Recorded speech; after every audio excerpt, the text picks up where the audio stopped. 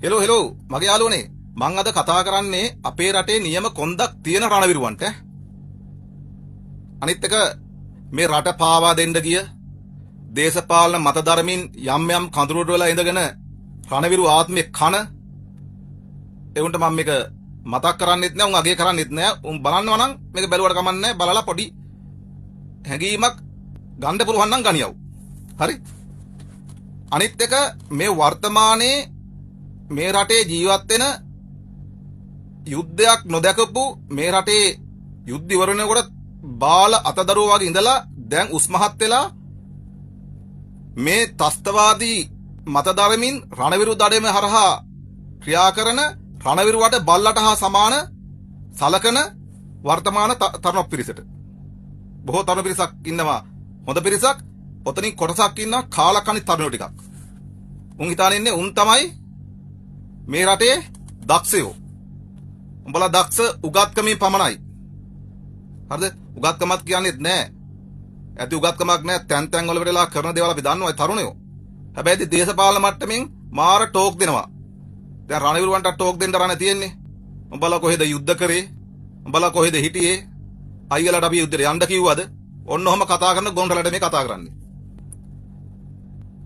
හොඳට මතක තියාගනින්න මේ රටේ යුද්ධයක් තියෙන වකවානුවකම තමයි අපි ඉපදිලා තියෙන්නේ. අපි ඔබලා වගේ නෙමෙයි. අපි ඉපදිනකොටත් මේ රටේ බීසනේ. 1980 අපි උපදිනකොට මේ රටේ බීසනේ. හරිද? ඊට පස්සේ අපි තරුණ විරපත් වෙනකොට ඒත් බීසනේ. අපේ මානසිකත්වයේ හැදුනෙම මේ බීසනේ නවත්තන්න උඹලා හමුදාවට බැඳියලා කියන එක. ඉස්කෝලේ යන කාලේ ඉඳන් මගේ තිබ්බෙත් ඕක. හරි? ඉතින් අපි දෙමාපියන්ට විරුද්ධව දෙමාපිය පා කියනකොට කිසිම බයක් නැතුව මරණය පෙනිපෙනී තමයි හමුදාවට ගියේ. හරි? බොහෝ පිරිසක්. එදා කොයි වෙලාවෙ ජීවිතවලට කෙලවෙයිද කියන එකක් අපි හිතුවේ නෑ.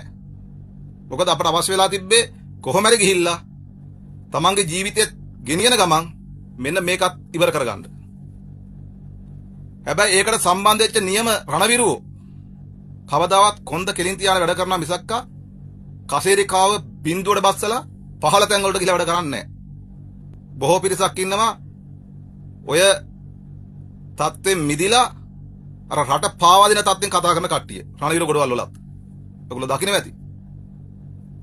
හරි? මොකද ඔක රාම රාවණාගේ යුදබේ වකවානු වල තිබ්බනේ රාවණාට විරුද්ධව විභීෂණ ගිහිල්ලා මම දවසකුත් කිව්වනේ කේලම් කිව්වා උන්ට කත්තයක් දා. හරි? අන්න ඒ වගේ උන් පිරිසක් මේ රටේ ඉන්නවා. උනුත් හොඳට අහගනින්න. අනිත් මේ තරුණ පිරිස මේ රණවිරු දඩේමට මාර ට්‍රයි එකක් දෙනවා මේ රණවිරුව පෙන්වන්න බෑ දැන් ඉන්න තරුණයන්ට. මොකක් හරි කිව්ව ගමන් අර මේ ළඟදිත් කතාවක් ගියා බස් එකේ සීට් එකක් තුවාල වෙච්ච එක්කෙනෙකුට දෙන්න ගියාට පස්සේ කකුල ඉල්ලනේ උන් ඉන්නේ. කකුල තියාගන්නම් කියලා. කකුල නැති කාගේ. ඇයි එහෙම කරන්න කියලා කිව්වම ඔයාලට අපි යුද්ධෙට යන්න කිව්වද කියලා අහන්නේ උන් ටිකක් ඉන්නේ. අන්න එවුන් තමයි මේ දේශපාලනයේ මතධර්මින් වර්තමාන දේශපාලනයට උදව් කරන්නේ.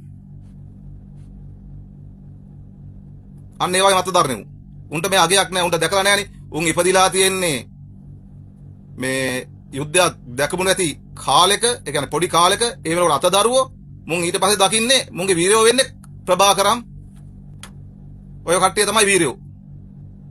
මේ රට විනාශ කරපේ උන් තමයි උන්ගේ වීරයෝ.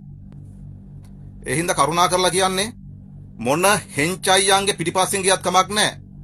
රණවිරු දඩේම කරන්නද එව්වට උල්පන්දම් දෙන උඹලට මම මේ කියන්නේ. අපි කිසි කෙනෙකුට බය නැහැ. අපි අපේ තරුණ ජීවිතයේ කැප කරේ බයට නෙමෙයි. හරිද? අපි අහින්ද වර්තමානටත් බය නැහැ. අපින් පස්සේ මොනවා වෙයිද දන්නේ නැහැ මේ රටට. අපි ගියාට පස්සේ මැරිලා.